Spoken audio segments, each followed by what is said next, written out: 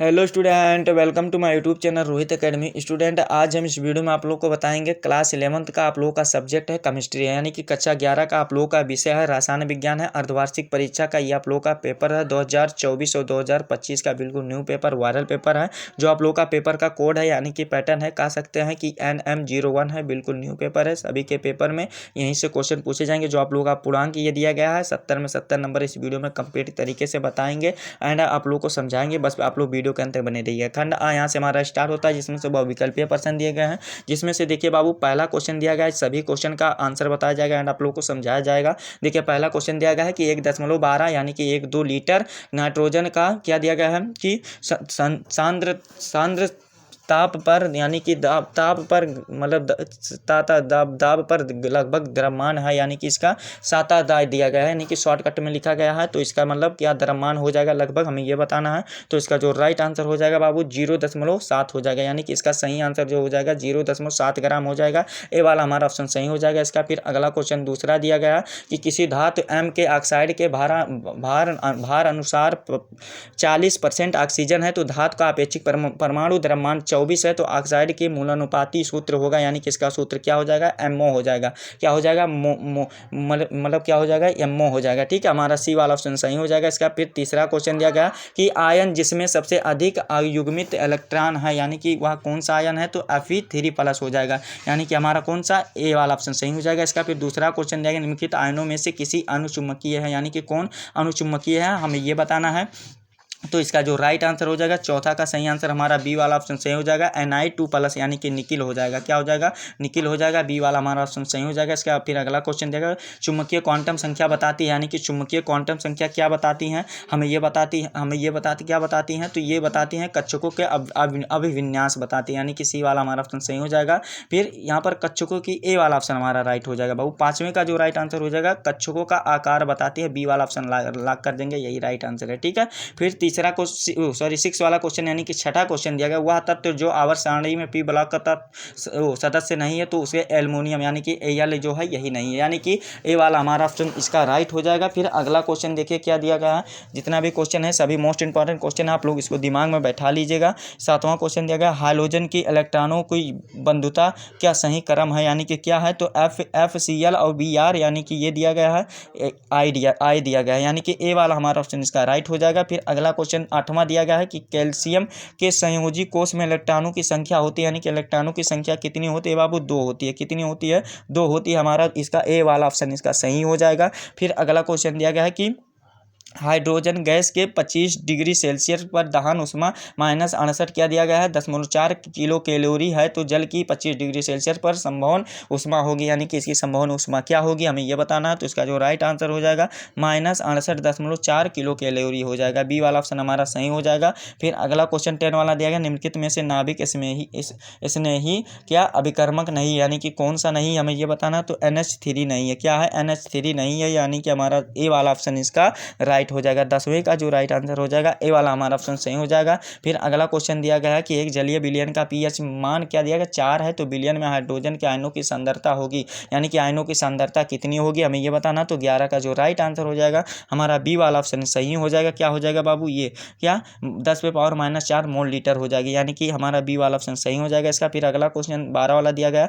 कि लवण जिसके नॉर्मल जलीय विलयन pH मान कितना होता है, तो NaCl हो जाएगा, यानी कि हमारा यही सी वाला ऑप्शन राइट है इसका। फिर अगला क्वेश्चन दिया गया है निम्न में से क्या दिया गया, निम्न में से किसकी लुईस क्षारक के समान व्यवहार दर्शाने की संभावना सबसे कम होती है, तो किसमें कम होती है, हमें ये बताना। तो 13 का जो सही आंसर हो जाएगा, यहाँ पर देखो बाबू, ये सी वाला ऑप्शन हमारा सही हो जाएगा, BF3 हो जाएगा, यानी कि हमारा कौन सा सही आंसर हो जाएगा, सी वाला ऑप्शन हमारा सही हो जाएगा इसका। ठीक है, फिर अगले क्वेश्चन पर आते हैं। 14 वाला क्वेश्चन क्या दिया गया कि 4Fe+ क्या दिया गया, 3O2 और गिव्स 4Fe3+ क्या दिया गया, 6O2- अवक्रिया के लिए निम्न में से कौन सा कथन सत्य नहीं है, हमें ये बताना। तो इसमें सत्य नहीं है, ये बताना है। तो 14 का जो राइट आंसर हो जाएगा हमारा सी वाला ऑप्शन राइट हो जाएगा बाबू, ये वाला नहीं है। ठीक है, यही हमारा सी वाला ऑप्शन सही हो जाएगा। फिर अगला क्वेश्चन 15 वाला दिया गया कि किसी आदर्श गैस के समतापी पराशर होते हैं, यानी कि समतापी पराशर होते हैं, यानी कि क्या होते हैं, हमें ये बताना। तो 15 का जो राइट आंसर हो जाएगा हमारा कौन सा,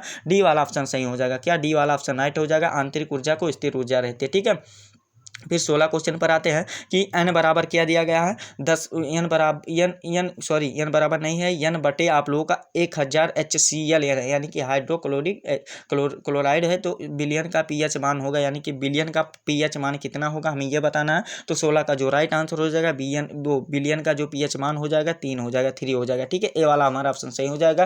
फिर अगला क्वेश्चन 17 वाला दिया गया है कि यदि किसी जलीय बिलियन के pH मान का 0 हो तो वह बिलियन होगा, यानी कि वह कौन सा बिलियन होगा हमें यह बताना है। 0 हो तो वह इस कंडीशन में जो 17 का राइट आंसर हमारा क्या हो जाएगा, अम्लीय हो जाएगा बाबू। अम्लीय होता है, 7 से कम अम्लीय होता है, 7 पर उदासीन होता है और 7 से जो ऊपर होता है क्षारीय होता है। ठीक है, तो इसका अम्लीय राइट आंसर हो जाएगा।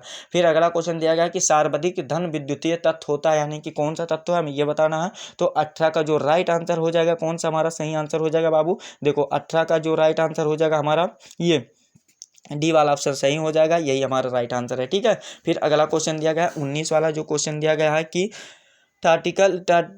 टार्टरिक अम्ल में प्रकाशिक समवायियों की संख्या होती है, यानी कि कितनी होती है, 3 होती है। सी वाला हमारा ऑप्शन सही है इसका। फिर अगला क्वेश्चन दिया गया है 20 वाला कि नाभिक स्नेही अभिकर्मक है, यानी कि कौन सा है हमें ये बताना। तो इसका जो राइट आंसर हो जाएगा डी वाला हमारा ऑप्शन सही हो जाएगा, C2H5 और C2H5 हो जाएगा, डी वाला हमारा ऑप्शन सही हो जाएगा। तो इस प्रकार से आप लोग का 20 नंबर 20 MCQ तो MCQ आप लोग का कंप्लीट हो गया। खंड खा यहाँ से हमारा स्टार्ट होता है, जिसमें से आप लोग का वर्णनात्मक प्रश्न दिया गया, इसमें केवल 7 प्रश्नों को ही हल करना होगा। 2-2 नंबर के क्वेश्चन का, प्रत्येक क्वेश्चन का आंसर आप लोग को सही देने पर मिलेगा, जिसमें से आप लोग का इसको भी कंप्लीट कराएंगे। का वाला क्वेश्चन दिया गया है, यानी कि मोल की अवधारणा को समझाइए, यानी कि मोल की अवधारणा को समझाइए हमें ये बताना। तो इसका देखिए इसका आंसर आप लोग को लिखिएगा, ध्यानपूर्वक से इसको समझिएगा। क्या होता है कि मोल की अवधारणा है कि किसी पदार्थ की दी गई जगह में मौजूद मात्रा को व्यक्त करने के एक सुविधाजनक तरीका होता है, जिसे मोल की अवधारणा कहते हैं। 2 नंबर आप लोग का वेल कंप्लीट हो गया। दूसरा क्वेश्चन दिया गया स्थिर ताप के नियम का उदाहरण द्वारा समझाइए, यानी कि इसको नियम के द्वारा समझाना। तो इसका अच्छे तरीके से आप लोग तैयार कर लेना है। ठीक है, अगला क्वेश्चन दिया गया कि एक 81 द्रव्यमान क्या संख्या वाले तत्वों में प्रोटॉनों की संख्या तुलना में क्या दिया गया 31.7% न्यूट्रॉन अधिक है। तो इसका परमाणु प्रतीक लिखिए, यानी कि इसका परमाणु चिन्ह लिखना है। तो ब्रोमीन हो जाएगा, क्या हो जाएगा, ब्रोमीन हो जाएगा, यानी कि BR भी लिख सकते हैं, ब्रोमीन हो जाएगा। ठीक है, ये हमारा राइट आंसर यही हो जाएगा। ठीक है, यानी कि 2 नंबर इसका भी राइट आंसर कंप्लीट हो गया लिख करके। फिर घा वाला दिया गया है, क्या देखिए घा वाला क्वेश्चन दिया गया आप लोगों का कि इसका उदाहरण आप लोग लिखना चाहे तो इसका लिख सकते हैं। स्थिर ताप के अनुपात के नियम का जो उदाहरण होता है, क्या होता है, पानी में हाइड्रोजन और ऑक्सीजन परमाणु होते हैं, यही आप लोग का इसका उदाहरण हो जाएगा। 2 नंबर ये वाला कंप्लीट हो जाएगा। फिर घा वाला दिया गया अब बाउ नियम के अपवाद के कारण उदाहरण सही समझाइए। तो देखिए जितना भी क्वेश्चन बता रहे हैं ना, सभी को रफ कॉपी में कर लेना है नोट, और इसको अच्छे तरीके से कर लेना है तैयार, और तैयार करके पेपर देने जाना है। तो इसको भी अच्छे तरीके से तैयार कर लीजिए। इलेक्ट्रॉन लंबी एंथैल्पी दिया गया, तो इसको भी अंतर बताना, तो ये वाला भी आप लोग को तैयार कर लेना है। चा वाला भी क्वेश्चन दिया गया, इसमें से साथ ही क्वेश्चन करना है। 2 नंबर का क्वेश्चन है ऑक्सीकरण संख्या, इसमें 6 वाला दिया गया और संयोजकता में क्या अंतर होता है उदाहरण देकर समझाइए। तो ये वाला भी आप लोग 2-2 अंतर तैयार कर लीजिएगा, ये वाला भी वेल कंप्लीट हो जाएगा। फिर अगला क्वेश्चन इसमें दिया गया HF द्रव है तो HCl गैस है, तो कारण सहित व्याख्या कीजिए कि केवल मतलब आप लोग को किस कंडीशन में होता है। ठीक है, फिर तीसरा क्वेश्चन इसमें केवल 7 प्रश्न को हल करना है। दीर्घाकार आवर्त सारणी के आधार क्या है इसको बताइए, तो ये वाला भी अच्छे तरीके से तैयार कर लीजिए। इधर 3-3 नंबर का